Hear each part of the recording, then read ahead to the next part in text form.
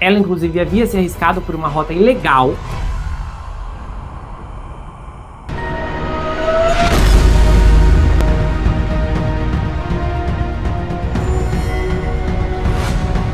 Olá, pessoal, bem-vindos a esse canal. Eu sou Gustavo Negreiro, seu psicanalista favorito, e hoje estamos em mais uma atração do Na Mira de Casos Criminais. Esse é o segundo episódio que eu produzo sobre essa história, então se você quiser conferir, o episódio anterior narra exatamente os fatos até as informações que temos nesse momento, do que mais ou menos ocorreu e de como os eventos se desenrolaram, chegando no ponto final em que a Juliana foi encontrada sem vida. Agora vocês vão ouvir a continuação, os desdobramentos dessas circunstâncias, o conflito que a família está enfrentando e, especificamente, eu pesquisei o que muitas pessoas comentaram aqui embaixo, que pode ter sido sacrifício, etc. Então, eu reuni todos os dados que navegam vagamente na direção de uma interpretação que, dependendo de quem estiver lendo e ouvindo, pode interpretar como apoio para essa teoria que ela foi deixada lá de propósito e tal por conta do vulcão. Então eu vou explicar tudo isso e os outros falecimentos misteriosos que ocorreram anteriormente. Lembrando que eu produzo muito material de qualidade, peças investigativas, estou cobrindo a saga do Sean Diddy Combs, o julgamento completo. Você pode achar aqui os mais de 50 episódios com todas as audiências, com a participação da doutora Sandra, uma advogada americana, que está comentando episódio por episódio, trazendo seu parecer técnico, além de todo o vasto material de produções que eu já lancei. Então vai na página inicial, confira as playlists, eu tenho certeza que tem muita coisa que você vai gostar. Inclusive vou deixar o link no primeiro comentário da investigação envolvendo o Bryan Singer, diretor dos X-Men, que violou menores, meninos e homens durante anos e ninguém nunca fez nada para pará-lo. Essa história de arrepiar vai ser fixada no primeiro comentário. Eu vou iniciar esse episódio agora. O falecimento da brasileira Juliana Marins, de 26 anos, durante uma trilha no Monte Rinjani, na Indonésia, voltou a expor os riscos de um destino que pode ser desafiador para montanhistas no Sudeste Asiático. A Juliana caiu em um desfiladeiro na sexta-feira, enquanto fazia o percurso rumo ao cume do vulcão. E desde então, equipes de resgate tentavam localizá-la em meio ao terreno acidentado, falésias e condições climáticas instáveis. A brasileira, no entanto, foi encontrada sem vida no quarto dia de busca. E agora a gente vai entender um pouco a história do homem que a resgatou, o Agam, que subiu o Monte Rinjani, na Indonésia, com um grupo de amigos montanhistas, na esperança de encontrar a Juliana Marins com vida. Ele foi mobilizado pelo apelo nas redes sociais e tentou salvá-la, mas não conseguiu. Mesmo assim, ao lado dos mesmos amigos, ele passou a noite inteira segurando o corpo da brasileira à beira de um penhasco de 500 metros sob chuva e queda de pedras para que ela não escorregasse ainda mais. Com a voz embargada pela exaustão e pela dor, ele deu uma entrevista ao Globo e disse: "Eu não consegui dormir até agora, é muito triste, não conseguimos salvá-la, tinha muita gente ajudando e ficamos com ela a noite toda na beira de um penhasco. Segurei a Juliana para que ela não descesse mais de 300 metros, é muito triste." O alpinista voluntário é considerado um herói por brasileiros comovidos com sua coragem. A comoção no Brasil chegou até o outro lado do mundo e mobilizou, além das equipes oficiais de resgate, voluntários como esse rapaz que é experiente, e ele disse que viu um post no Instagram e uma grande movimentação por ela. E na hora ele ligou para os seus amigos e falou: "Vamos lá?" E então todos concordaram. Ele disse que conhece bem o Monte Rinjani, trabalha há anos no local e já presenciou tragédias semelhantes e afirmou que o resgate da Juliana foi uma das experiências mais duras de sua vida. Ele falou: "Eu já vi 2 pessoas não resistirem em todo esse tempo que trabalho na montanha. Tem muitos resgates e eu amanhã estarei lá de novo. Alguns pontos do monte estão fechados, outros não."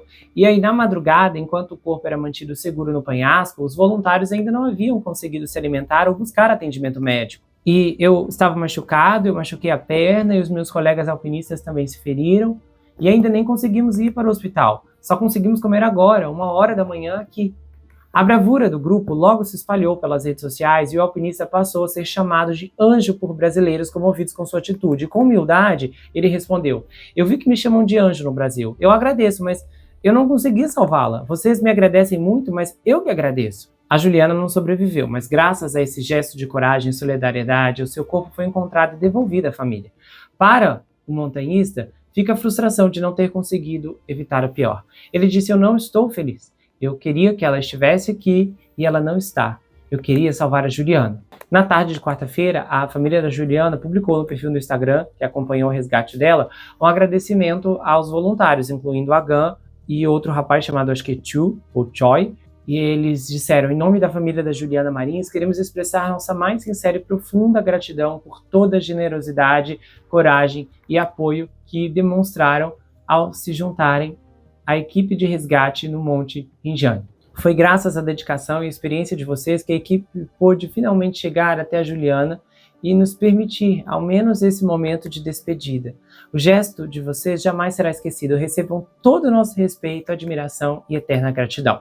E aí, agora, as coisas começam a ficar um pouco mais tensas, porque a alpinista, segundo a autópsia, faleceu cerca de 20 minutos após cair e sofrer ferimentos graves enquanto escalava o Monte Rinjani, localizado na ilha de Lombok, lá na Indonésia. A estimativa foi divulgada com base na autópsia realizada no Hospital Bali Mandara e, segundo o médico legista Dr. Ida Bagus, responsável pela análise, a causa do falecimento foi uma lesão provocada por forte impacto nas costas que causou um intenso sangramento na cavidade torácica. Ele disse: o impacto foi forte e ocorreu nas costas da vítima. Estimamos que o falecimento tenha ocorrido em cerca de 20 minutos após o ferimento. Questionado sobre relatos de que a Juliana ainda teria apresentado sinais de movimento após a queda, o perito preferiu não comentar. Ele disse: estamos apenas analisando os fatos com base nos achados da autópsia. Não há evidências de que a vítima tenha sobrevivido por um longo período após o acidente. As circunstâncias exatas da queda ainda são apuradas por autoridades locais e o corpo da brasileira foi submetido à autópsia ao mesmo tempo em que ocorrem os trâmites para repatriação.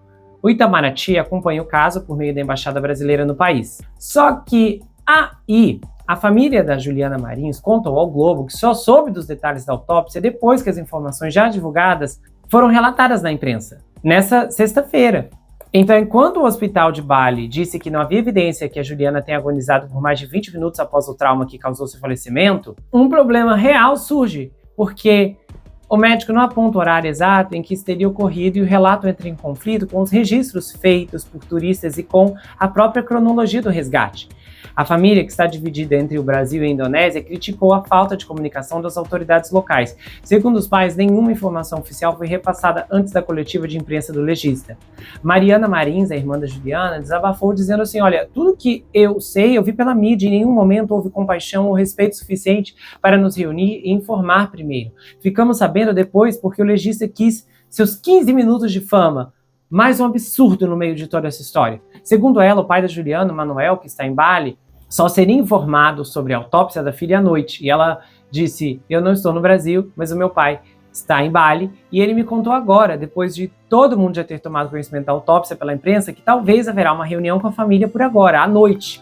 Em entrevista ao Globo, o Manuel, o pai da Juliana, contou que ele aguarda as informações, mas não foi acionado pelas autoridades para obter detalhes sobre a autópsia feita no corpo da filha. E segundo ele também descobriu por meio dos portais de notícia. E, além da forma como a informação foi divulgada, a família também coleciona dúvidas sobre quando a Juliana teria falecido. Pois é, a Mariana questionou a própria cronologia apresentada pelo legista e, segundo ele, o falecimento, que pode ter ocorrido entre 12 e 24 horas antes das 22h05, esbarra no problema que não deixou claro a que dia se refere.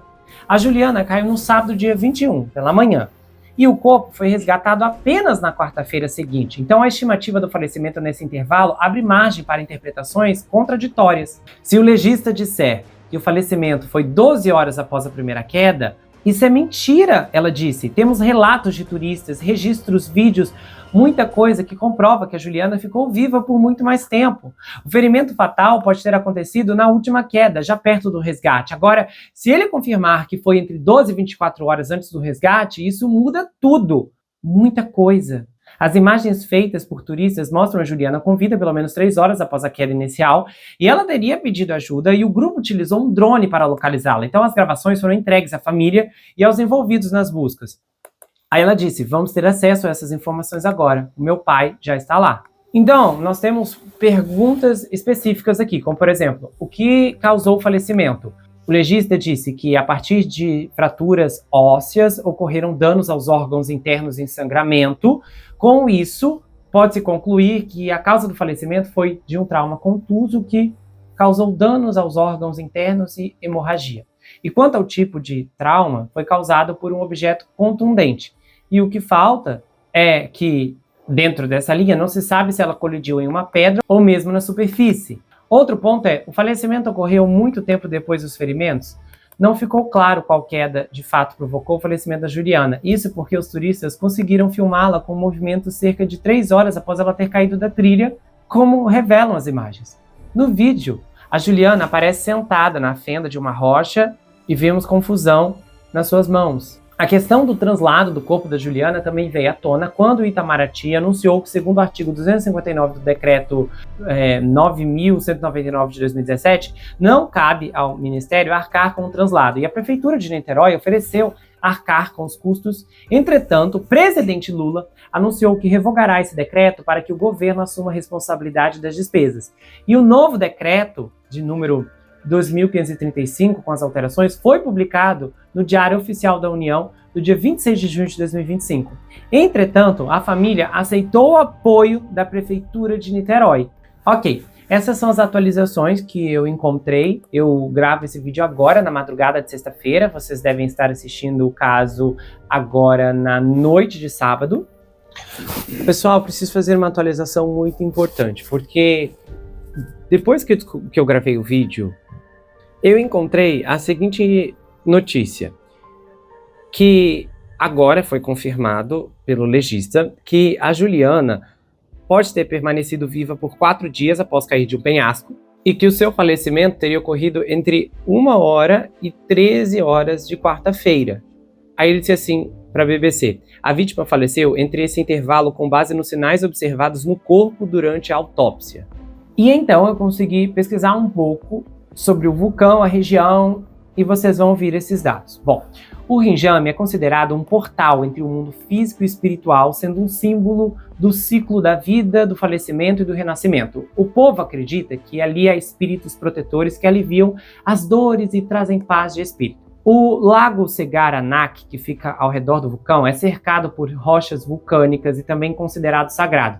E o nome significa filho do mar em indonésio. Então há uma crença local de que as águas sejam uma cria do mar, e a tribo considera que o local conta com um poder de cura. Esse local é considerado sagrado por diversas comunidades indígenas e considerado uma morada de espíritos ancestrais, o que torna esse local uma adoração e muita reverência. A tribo Sasaki, eu acho que assim se pronuncia, que reside em Lombok, e outros moradores da região, realizam rituais no cume ou no lago da cratera. Então as lendas e os mitos do monte são a base da cosmologia da tribo. De acordo com a Agência Nacional de Busca e Resgate do país, a brasileira foi encontrada cerca de 600 metros de profundidade. E foi descrito por uma especialista que, além do terreno desafiador, o clima imprevisível com neblinas, chuvas e ventos fortes, tende a surpreender até os montanhistas mais experientes, porque nos últimos 5 anos, pelo menos outras 8 pessoas foram registradas na região como indivíduos que perderam a sua vida, segundo um relatório do governo da Indonésia. Em dezembro de 2021, um montanhista indonésio de 26 anos faleceu após cair no desfiladeiro de 100 metros de profundidade enquanto subia o monte pela roda do cenário em Norte Lombok. Aí, em agosto de 2022, um alpinista português de 37 anos faleceu ao despencar de um penhasco no cume do Rinjani enquanto tirava uma selfie. Em junho de 2024, uma turista suíça faleceu após cair na trilha do Biki Anak Dara, no distrito de Sembaluk. Ela, inclusive, havia se arriscado por uma rota ilegal. E em setembro de 2024, um escalador de Jacarta desapareceu após supostamente cair em um desfiladeiro na área do Monte Rinjame em 28 de setembro. O corpo foi localizado por um drone com câmera térmica a centenas de metros de profundidade e resgatado uma semana depois. Então, em maio de 2025, um montanhista malaio de 57 anos faleceu ao cair durante a descida do Rinjani pela rota de Toriat. E aí ele despencou de um desfiladeiro com cerca de 80 a 100 metros de profundidade na trilha de Banho Rip, quando o grupo retornava do cume. O relatório oficial aponta ainda que houve um total de 180 acidentes na região do parque, segundo que 60 deles foram registrados apenas em 2024, o ano com o maior número de acidentes no período. Turistas estrangeiros estavam envolvidos em 44 acidentes, e o documento ressalta ainda que o aumento de visitantes ao parque, embora gere benefícios à comunidade local, também gera impactos ao ecossistema local e implica em risco de acidentes que podem resultar em ferimentos leves ou graves ou até mesmo falecimento. Então, em setembro de 2016, cerca de 400 turistas tiveram que ser evacuados às pressas quando o vulcão entrou em erupção. E o Monte Rinjani é conhecido pelas vistas deslumbrantes, mas também pelo terreno traiçoeiro, com mais de 3,7 mil metros de altitude, e é o segundo maior vulcão da Indonésia, famoso pelas trilhas íngremes com trechos estreitos junto a penhascos e áreas de solo arenoso que aumentam o risco de quedas. Os montanhistas costumam iniciar a subida por volta das 2 horas da manhã para tentar ver o nascer do sol do cume, geralmente usando lanternas simples que oferecem pouca visibilidade. E normalmente são acompanhados por guias, mas a combinação de escuridão, terreno instável e clima imprevisível aumenta bastante o risco. Então, localizada em uma região remota e sem acesso a transporte motorizado, todo o trabalho de resgate depende de equipes que se deslocam a pé. A Gengrastre, que aponta que em períodos de mau tempo, ventos fortes podem se transformar rapidamente em tempestades e a chuva deixa as trilhas arenosas ainda mais perigosas. E a montanha ficou fechada entre janeiro e março desse ano, durante a estação chuvosa da Indonésia, e só foi reaberta após ser considerada segura. Tá, ok, vou compartilhar o que eu penso até esse ponto e eu posso mudar de ideia depois. Mas para mim tá meio suspeita essa autópsia. Parece que esse papo de 20 minutos após o falecimento é apenas para suavizar a negligência governamental compartilhada nesse caso, porque tecnicamente vai gerar um efeito em cadeia na mente das pessoas. Ah, não tinha jeito, não tinha o que fazer, é isso mesmo. E eu penso, do meu ponto de vista, que independente do fato dela estar se colocando em uma posição arriscada, muitas pessoas comentaram isso, e eu respeito, eu até compartilho dessa opinião, que existem certas coisas que deveriam ser evitadas, ou até mesmo executadas com mais cuidado, porque quando o saldo final é uma tragédia como essa, muitas pessoas envolvidas vão sofrer. Porém, dependente, tá, desses elementos, eu acredito que a movimentação que houve no caso dela por parte de quem tinha autoridade, poder, prerrogativa para fazer alguma coisa, foi completamente indiferente a uma vida humana. E é importante destacar a vida humana aqui nesse contexto, considerando a impressão que eu tenho é que cada dia nós estamos vendo quedas consecutivas do valor que temos como indivíduos. As pessoas procuram se identificar hoje através da política, as pessoas, quando você ouve a tragédia que alguém faleceu, antes de muitos lamentarem, a pessoa primeiro vai pesquisar a política do fulano, do beltrano, para saber se deve ficar triste ou não. E isso vai despertando cada vez mais uma frieza globalizada que concede poder a grupos que apenas querem jogar as pessoas umas contra as outras. E um povo dividido é um povo enfraquecido, suscetível à manipulação de qualquer indivíduo mal intencionado que queira provocar o estrago. Então esse caso é um reflexo da fatalidade, da tragédia e, é claro, de talvez decisões precipitadas que ocorreram por parte de todos os envolvidos que procuram se aventurar nesses lugares mais ousados, para se dizer assim. Eu não faria. E talvez você não faria, ou talvez você tenha vontade, mas não tenha coragem, ou talvez tenha vontade, tenha coragem. Mas é muito importante, antes de fazer qualquer coisa que, estatisticamente falando, tenha a possibilidade de causar um grande estrago à sua vida, ou um enorme dano, ou até mesmo tirá-la, você precisa pensar com cautela e com cuidado. Ok, a aventura é maravilhosa, é linda, e quando dá certo, quando a pessoa sobrevive, no final ela tem uma linda história para contar. Mas e para aqueles que não dá certo? Para aqueles que não sobrevivem? Então, antes de se colocar em perigo, antes de se colocar em risco, antes de tentar fazer qualquer coisa que você está planejando, às vezes é um sonho que envolve altura, que envolve fogo, que envolve escada, que envolve possibilidades de consequências irreversíveis, nosso pensamento deve buscar coerência e cuidado. Não é covardia, não é medo, não é viver recluso. É claro, uma pessoa pode ser atropelada assim que pôr o pé na calçada, pode, eu não estou negando isso. Mas o que eu estou afirmando é que existem riscos que não temos como evitar. Se eu preciso ir no mercado Eu não posso ficar em casa passando fome porque eu tenho medo de sair. Terei que me deslocar. Isso é uma decisão que envolve uma série de elementos que não estão no meu controle e que no final fazem parte da escolha diária para viver a vida. E eu falo isso com todo respeito e com todo cuidado com pessoas que já viveram algo parecido ou perderam alguém, porque eu não estou querendo julgar nem apontar erros de forma alguma. Eu só estou nesse momento compartilhando que do meu ponto de vista, se você está pensando em fazer algo muito parecido ou algo na mesma escala em que as variáveis não são tão certas, reflita, fale em voz alta, ouça a si mesmo sobre o que você está buscando.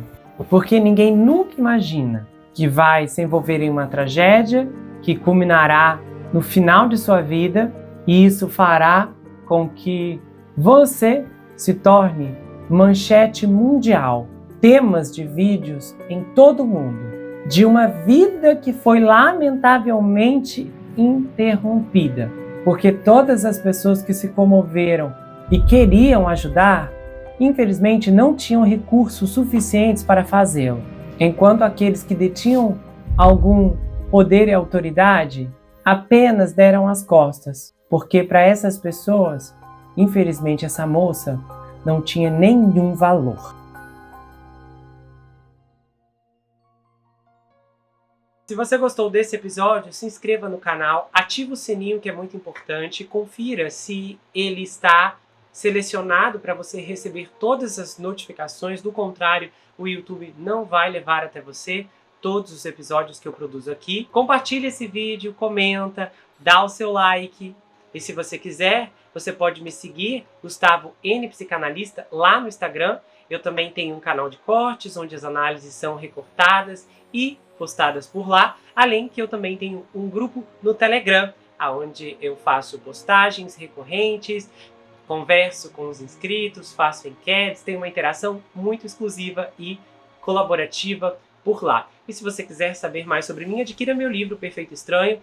Esse é um suspense multifocal com uma abordagem inédita. O livro é escrito em formato roteiro, diferente de qualquer coisa que você já viu, e ele conta uma história extraordinária sobre o rapaz Jack Wilbur, que mora em uma mansão sozinho em Nova York. E ele começa a desconfiar que um terrível serial killer está escondido em sua própria casa. À medida que sua investigação avança, ele começa a analisar todos os aspectos geracionais de sua vida. As heranças financeiras, as heranças psicológicas, as heranças genéticas. E então, ele descobre que está preso em uma terrível maldição hereditária. Há uma reviravolta inacreditável no capítulo 10 que vai te deixar de queixo caído. O desconhecido está na sua casa, na sua vida, mas fora do seu reconhecimento. O livro vai autografado, se você quiser, é enviado para qualquer lugar do Brasil e quase qualquer lugar do mundo. Você pode adquirir pelo meu site, entrar em contato comigo pelo Instagram ou pelo Telegram. A gente se vê no próximo caso e não se esqueça que aqui você sempre vai ter uma amiga. Até mais, pessoal!